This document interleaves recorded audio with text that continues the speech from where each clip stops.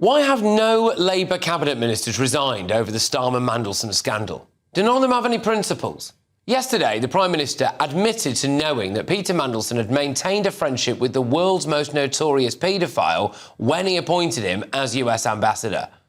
Can the Prime Minister tell us, did the official security vetting he received mention Mandelson's ongoing relationship with the paedophile Jeffrey Epstein? So clear. Prime Minister. Yes, it did. Right, well, that's that then, isn't it? Today, he came out and said, "Oh, I'm sorry. I believed the word of a notorious slimeball nicknamed the Prince of Darkness." The victims of Epstein have lived with trauma that most of us can barely comprehend. And they've had to relive it again and again. I am sorry. Sorry for what was done to you.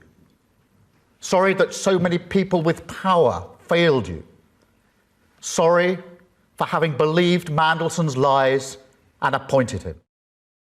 Oh, you know, he's a victim too in all this. He's a victim as well. He was lied to. It doesn't make sense. Starmer has admitted to having intelligence that Mandelson remained friends with Jeffrey Epstein, and he still appointed him. I mean, even The Guardian's front page is quoting several serving Labour MPs saying that Starmer has to go. Barry Gardner, who will be on this show tomorrow, delivered this iconic moment on Newsnight last night. Look, this was our manifesto, right? One man, one word, change. Yeah. That's what we promised.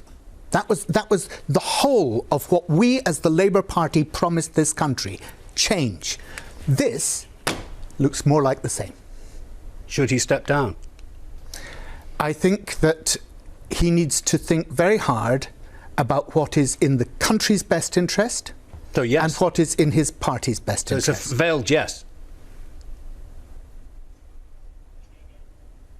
You're saying that you don't want to say it, but you're saying it with your eyes. Arlene. I think it was a yes. I think that was a yes. Starmer still hasn't even sacked his Chief of Staff, Morgan McSweeney, over this. He thinks he can get away with the pathetic excuse of "I was lied to," and still not a single Labour cabinet minister has resigned. And I want to send a message to them now. You are standing by the man who ruined your reputations when it came to farmers, pensioners, waspy women, the economy, pubs, small businesses, workers, military veterans. You stood by him when he initially dismissed the Pakistani rape gang inquiry. And when politicians, and I mean politicians, who sat in government for many years, are casual about honesty, decency, truth and the rule of law, calling for inquiries because they want to jump on a bandwagon of the far right. Do you really want to go down in history as the people who stood by a Prime Minister who ignored the fact Peter Mandelson was friends with a paedophile? Now he's even blaming the security services. Starmer is throwing them under the bus today to save himself. These Labour cabinet ministers, do you really think Starmer would back you if you were in this position? Absolutely no chance. The only chance any of you lot have, any of you lot there in that picture have, of getting out of this with any kind of self-respect is if you resign now. So what on earth are you waiting for?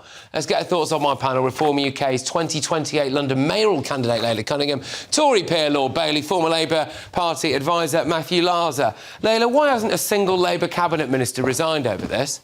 Because they're disgusting. Honestly, I'm so disgusted that Keir Starmer stands there and apologises to Epstein victims and says, you know, people in power let you down. Yet he appointed someone as our ambassador who was best pals with that paedophile, and he knew full well. What kind of apology is that? You know, I'm really sorry that he did that to you, but I kind of overlooked it and appointed him anyway as ambassador. How can he still be our Prime Minister? But I just don't understand, you know, at the next cabinet meeting, you know, it's not exactly business as usual, is it? It's like, oh, hey, boss, sorry, I don't quite agree with the fact that you appointed the friend of the world's most prolific paedophile to the role as US ambassador. I think what's very important here, Keir Starmer is a coward, and I tell you why. He's trying to make this Mandelson's fault. Let's be very clear. He was given clear advice. Mandelson has an ongoing relationship with Jeffrey Epstein. He knew about it. That's the end of the conversation. There is 1,000 good people who would have taken that job and been very good at it, yeah? But he pushed for that person. And at the heart of this, if you saw Kemi absolutely skewing him, but the most important thing about what went on in that conversation is a lack of support from Labour MPs. And we now, as a country, are relying on Labour MPs to do something on our behalf. Forget the politics for a second, yeah? We have a man who's shown such staggeringly bad judgment, they need to remove him. And if they don't, I think the country might take it out on them. There is actually a clip, we'll come to it in a minute or two, I think, of Kemi Badenoch today offering Labour MPs the opportunity to go to her, go to the whips and do, as she would say anyway, the decent thing and get a vote of no confidence in the Prime Minister. But yeah, Matthew, look, Labour MPs are speaking out about it. Have we got the story? Yeah, we do. Go on, here she is. Here's Kemi. It is now up to Labour MPs to do the right thing. I know there are many of them who are horrified by what has happened. We saw that in the House of Commons just yesterday.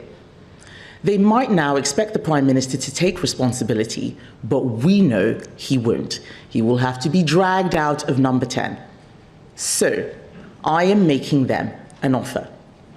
If they want the change they know the country needs, come and speak to my whips, and let's talk seriously about a vote of no confidence to force the moment. Right, Matthew, they don't have to do that. If one or two Labour cabinet ministers go, takes the pressure off everyone else. Why aren't they? Well, I'm not sure what other cabinet ministers directly have to resign for. Clearly, the Prime Minister is responsible for his actions, and we will be seeing as soon as they're ready to be published, and as soon as the ones that the Met police have said that can be published, so that they don't jeopardise any potential criminal investigations, because there may well be criminal proceedings out of these events. Let me finish, please, Layla. That we may well be seeing the Prime Minister will be judged on those. I'm not going to take any lectures from Reform about appointing people. They appointed a leader in Wales today. Their last leader in Wales, who was appointed by Nigel Farage, is in jail for taking money from a foreign power. Sorry, are you comparing a party that was polling at 3% to government? No, I'm comparing the judgment of your leader. Are you actually trying to justify it by saying? Do you want to justify? Do you want to justify the fact that your former leader, who Nigel appointed, is in jail for taking money from a foreign power, Layla? The whole point of being. Oh, so you're ignoring that? I do think this is worse. Yeah. Well, he may go to jail, but he may go to jail. That's the point. So Nigel Farage, on this basis... Are you going to let me speak, or are you just going to yell at me the whole time? Wow. I'm not sitting here to be spoken to like that, so maybe I'll just... now. No, I'm not having it. Layla, you think you're special? You're not, OK? Sorry, absolutely not be spoken to like that, Patrick. OK, let's just all take this thing. We're only 14 maybe I should cut in at this point. Can I just answer? So the difference is that when you are... Oh, you're not going to let Sean speak either? You asked me a question. When you are a covert Russian agent, the whole point is that you are covert and no one knows. The difference is Mandelson, everyone knows. Layla, this is about as convincing as the fact that on the 8th of January, you said that Robert Jenrick shouldn't be in your party. 7 days later, he's in your party and you're still in the party. If you had any decency, you'd resign. Hold on. You would leave Reform. Let's be fair. Let's be fair. The problem here for Starmer is the scale of this. We're talking about the ambassador to America. We're talking about someone who is sending very sensitive... And he might go to jail, Sean, absolutely. ...sensitive information to people who could definitely use that information. And I actually think if the real thing here is we need this to be looked at independently, which could be a problem for Starmer. Now, will he have to face the police? Who knows? But I tell you something now, if he tries to control it in the way he did when he cut off Andy Burnham, it will send the wrong message. One of the things that, can we just say, let's just take the sting out of it a little bit, guys, because, people listening on radio, they're currently deaf now. So, Layla, when it comes to the fact that, OK, we might be about to get this new tranche of information that comes out about exactly what Keir Starmer knew and when and all of that stuff, what we already know is that Keir Starmer knew that Mandelson had an ongoing friendship with the world's most notorious paedophile when he made him the US ambassador. And I think by a lot of people's standards, that is a resigning matter. So why should Labour cabinet ministers now seriously not be considering their position as some kind of protest, as Starmer himself did in 2016 when he resigned from Corbyn's shadow cabinet? I mean, yeah, as you said, the bar should have been, if you are friendly in any way with Epstein, you shouldn't be considered for that position. And Starmer's trying to blame it on vetting. It's not a vetting issue, it's a judgment issue. He made a bad judgment. And the question is, and I think I did read that he was also warned by MI6, and you wonder, what made him overrule that? There's no evidence he's done that. What was That's a serious accusation, which there's no evidence. What was the risk that was so worth it? Who does he answer to? The question is not the judgment, it's why he appointed him. OK. Do you think that Starmer should or could survive this? No. Seriously? No. Well, I'm asking you. Yeah. Sorry, I was just waiting. Lady's going to answer everybody's questions tonight, I see. All right, come on. OK, so will he survive this? I think at the moment it's difficult to tell because we need to see the documents. We need to see if he did overrule MI5 or MI6. There's no evidence of that at the moment. The Intelligence and Security Committee is going to look at that, and those documents are going to be put in the House of Commons domain. I mean, clearly there is pressure. Clearly there are questions to be answered. And clearly there may well be criminal charges against Peter Mandelson as well. So, I mean, the situation is developing. But at the moment, I think we need to wait and see these documents. Sean, you have some first-hand experience of there being pressure within your party to resign over what quotes unquote scandals, right?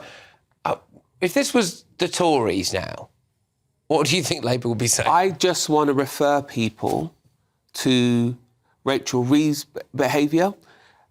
When we were in government, when anything happened, Keir Starmer's behaviour, Angela Rayner's behaviour. Could you imagine what they would be calling for if the shoe was on the other foot? They would be doing backflips, calling for people's heads. And let's be clear, whatever papers come out subsequently is irrelevant. He was asked a direct question today. Did you know about Mandelson's ongoing relationship? Here's the thing, ongoing relationship with Jeffrey Epstein, and he replied yes. That's the end of it.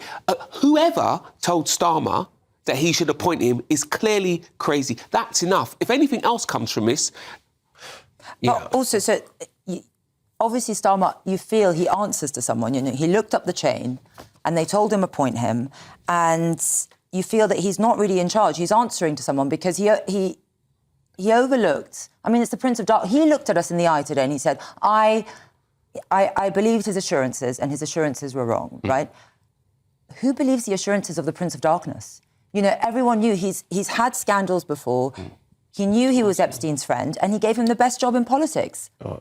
Drew, final word to you on this, Matthew. I mean, the Guardian's obviously going off on this procession of Labour MPs that are presumably not cabinet ministers who are very unhappy. We saw Barry. There's a lot of unhappiness for sure. We saw Barry Gardiner last night. You know, I mean, we know what his eyes were saying, don't we? About him going.